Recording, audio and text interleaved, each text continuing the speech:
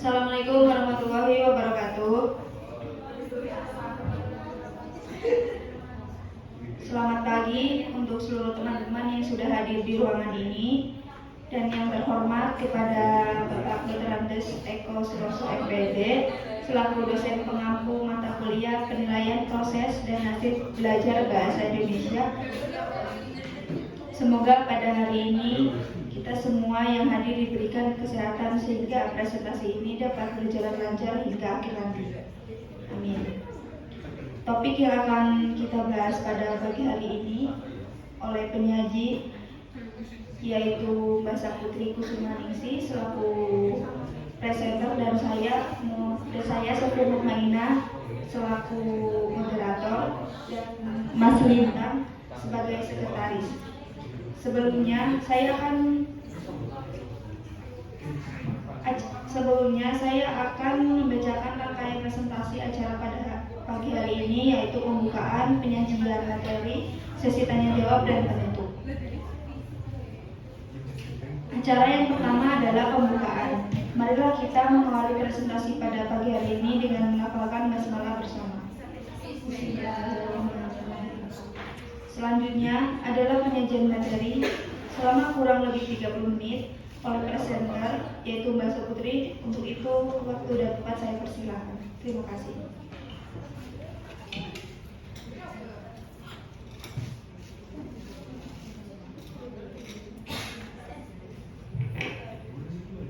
Assalamualaikum warahmatullahi wabarakatuh.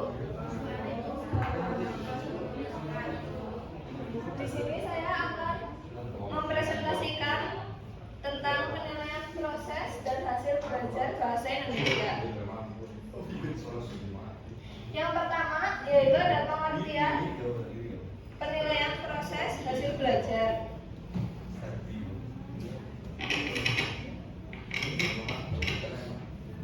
Yang pertama ada menurut Nana Sujana tahun 2009 halaman 3 mendefinisikan hasil belajar adalah perubahan tingkah laku sebagai hasil belajar dalam pengertian yang lebih luas mencakup bidang kognitif, efektif, dan psikomotorik.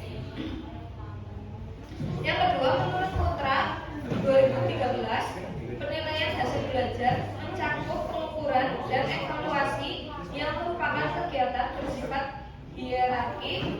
Maksudnya, kegiatan ini dilakukan secara berurutan, dimulai dengan pengukuran, kemudian penilaian, dan terakhir evaluasi. Selanjutnya, menurut A. Rizkana 2018, penilaian hasil belajar adalah proses pemberian nilai terhadap hasil belajar yang telah dicapai oleh siswa sesuai kriteria tertentu. Tadi disebutkan bidang kognitif, efektif, dan psikomotorik. Bidang efektif adalah sebuah usaha untuk mendapatkan tujuan, hasil, dan target yang diharapkan dengan tepat waktu. Bidang efektif adalah seluruh kegiatan mental yang membuat suatu individu bisa menggabungkan, menilai, dan mempertimbangkan suatu peristiwa sebagai akibatnya individu tadi mendapatkan pengetahuan setelahnya. Yang terakhir adalah psikomotorik, yaitu domain yang meliputi perilaku gerakan dan koordinasi jasmani, keterampilan motorik, dan kemampuan fisik seseorang.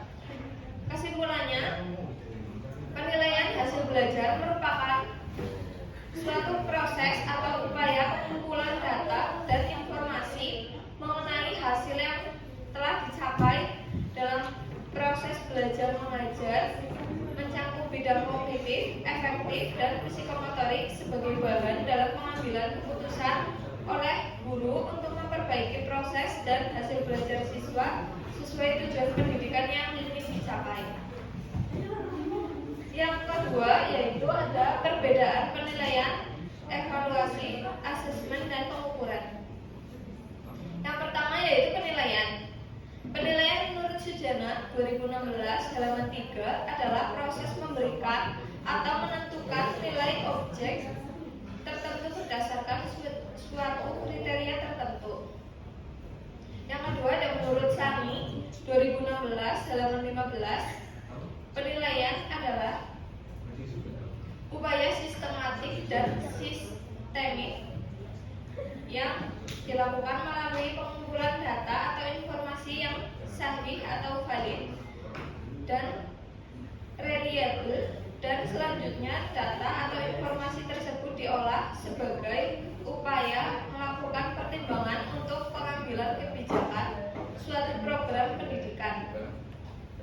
Yang ketiga, menurut Mulyasa 2012 menyatakan bahwa penilaian adalah keseluruhan kegiatan pengumpulan data dan informasi, pengolahan, penafsiran, dan mempertimbangkan untuk membuat keputusan tentang singkat hasil belajar yang dicapai peserta didik setelah melakukan kegiatan belajar dalam upaya mencapai tujuan pembelajaran yang telah ditetapkan.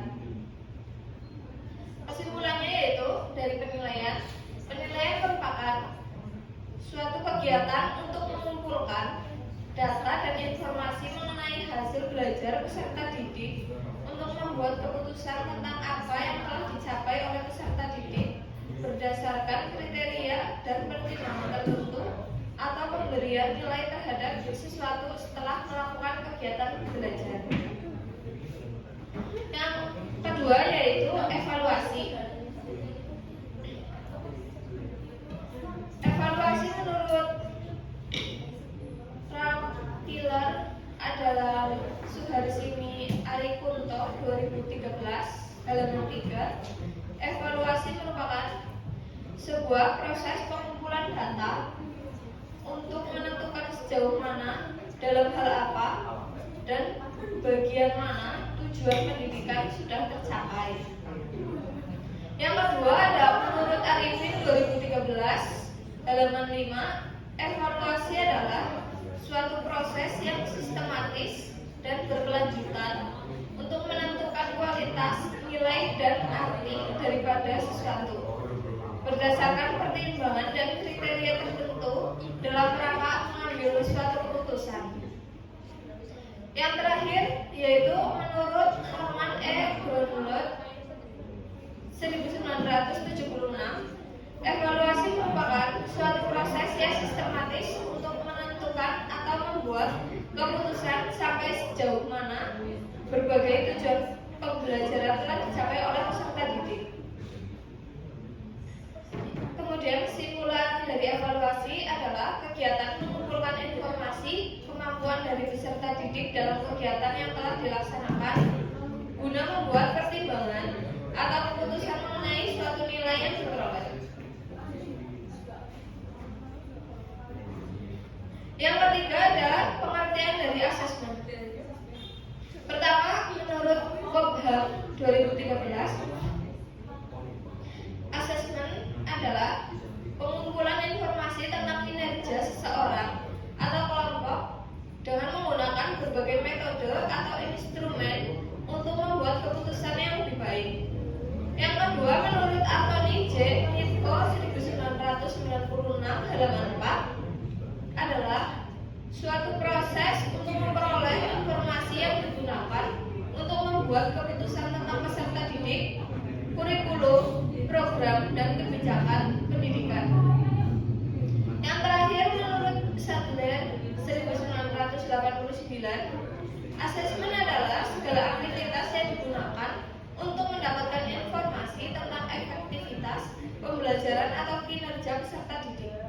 Kesimpulan dari asesmen adalah metode dan proses yang digunakan untuk mengumpulkan umpan balik tentang seberapa baik siswa belajar terhadap tujuan pembelajaran tertentu. Selanjutnya yaitu ada pengertian pengukuran. Yang pertama, pengukuran menurut Wilford 1982 adalah proses penetapan ukuran terhadap sesuatu gejala menurut aturan tertentu. Yang kedua, menurut Allen dan Yen 1979, pengukuran merupakan penetapan angka bagi individu dengan cara sistematis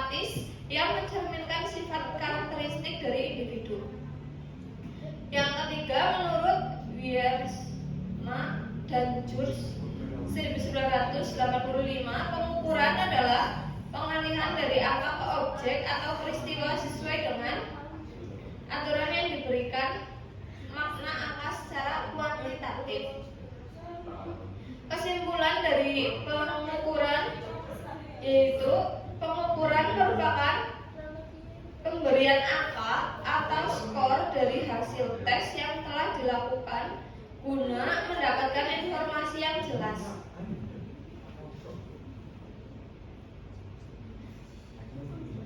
Selanjutnya yaitu hal-hal yang perlu dibahas dalam penilaian proses hasil belajar. Dalam penilaian proses hasil belajar, terdapat beberapa hal yang perlu dibahas atau diperhatikan, yaitu yang pertama adalah tujuan pembelajaran. Tujuan pembelajaran ini, penilaian harus selaras dengan tujuan yang telah ditetapkan dalam kurikulum. Yang kedua ada metode penilaian. Metode penilaian ini ditentukan metode penilaian yang akan digunakan seperti metode penilaian untuk ujian, tugas, atau proyek. Yang ketiga ada waktu penilaian. Waktu penilaian ditentukan seperti kapan penilaian akan dilakukan selama proses pembelajaran berlangsung. Yang keempat ada kriteria penilaian. Kriteria penilaian menjelaskan kriteria yang akan digunakan untuk menilai pencapaian belajar siswa. Yang kelima ada umpan balik.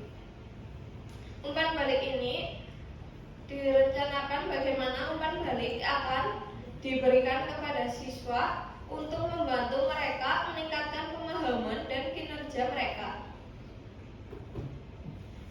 Yang terakhir ada contoh penilaian proses hasil belajar. Di sini saya akan mengambil contoh misalnya mata pelajaran Bahasa Indonesia kelas 5 SD semester 1. Kompetensi dasarnya yaitu mendengarkan pengumuman. Indikator yang pertama, menuliskan pokok-pokok pengumuman yang didengar. Yang kedua, menuliskan isi pengumuman yang didengar dalam bentuk kalimat. Yang ketiga, materi pokok yaitu teks pengumuman, waktu 2 kali 35 menit.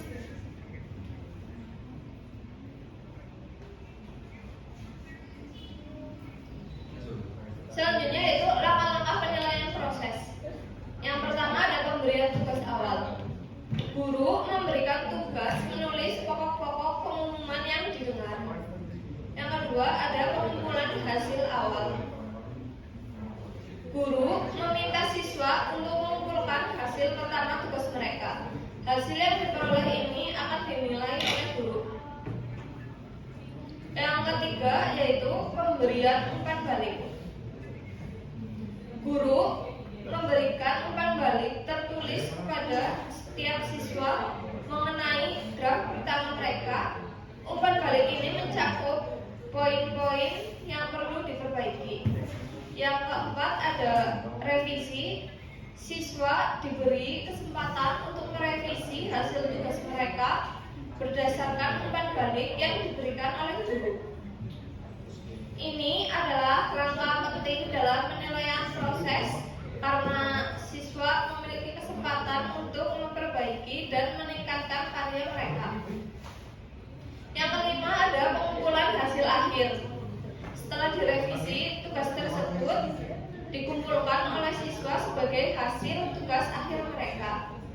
Hasil tugas akhir ini akan dinilai secara keseluruhan dengan mempertimbangkan perbaikan yang telah dilakukan oleh siswa. Yang terakhir ada evaluasi akhir. Guru mengevaluasi hasil tugas akhir dan menulis pokok-pokok pengumuman yang didengar siswa berdasarkan kriteria penilaian yang telah ditetapkan sebelumnya.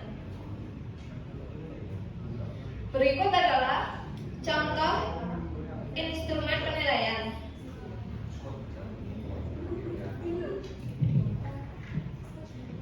Dalam tabel tersebut terdapat nama siswa, nilai tugas, nilai UTS, nilai UAS, absensi, dan jumlah atau nilai akhir. Sebagai contoh, misalnya yang pertama yaitu Agus mempunyai nilai tugas 70. 70 tersebut dikali 25% yaitu 17,5. Kemudian nilai UTS Agus mendapat 65 dikali 25% yaitu 16,25. Kemudian nilai UAS Agus mendapat nilai 80 dikali 40% sama dengan 32. Kemudian absensi Agus 100 kali 10% yaitu 10. Kemudian jumlah atau nilai akhir yang diperoleh oleh Agus yaitu 75,75 yaitu 76 dibulatkan 76. Dalam keterangan Agus mempunyai nilai yang cukup. Keterangan tersebut yaitu 100 sampai 90, maka mendapatkan nilai sangat baik. 90 sampai 80 mendapatkan nilai baik. 80 sampai 65 mendapatkan nilai cukup. 65 sampai 0 kurang baik. Sekian presentasi dari saya. Terima kasih. Kemudian saya akan kembalikan ke moderator.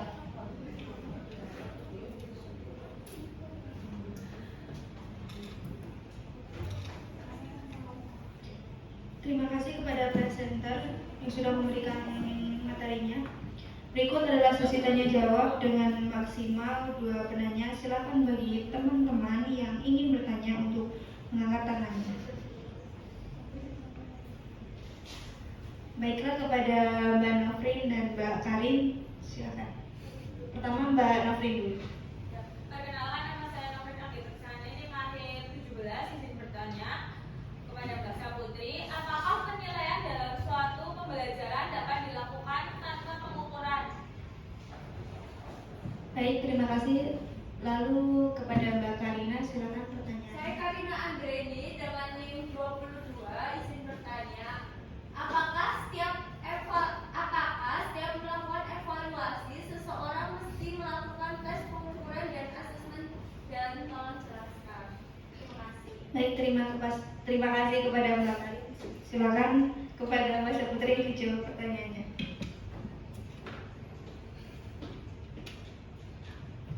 Baik, terima kasih kepada Mbak Nofrin dan Mbak Karin atas pertanyaannya. Saya akan menjawab pertanyaan dari Mbak Nofrin.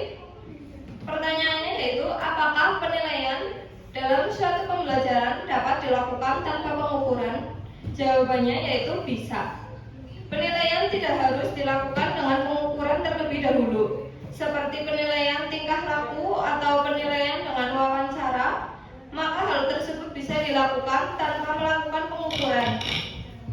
Akan tetapi hasil penilaian akan lebih valid apabila diawali dengan pengukuran. Begitu Mbak Nofrin. Ya, terima kasih. Terima kasih. Kemudian saya akan menjawab pertanyaan dari Mbak Karina Anggraeni. Pertanyaannya yaitu, apakah setiap melakukan evaluasi seseorang mesti melakukan tes pengukuran dan asesmen, dan tolong dijelaskan. Jawabannya yaitu tidak setiap kegiatan evaluasi mesti melakukan tes pengukuran dan asesmen. Walaupun demikian, untuk melakukan kegiatan evaluasi, seseorang mesti memiliki bahan untuk menetapkan keputusan yang diambil dari hasil pengukuran dan asesmen. Begitu Mbak Karina. Yes, terima kasih.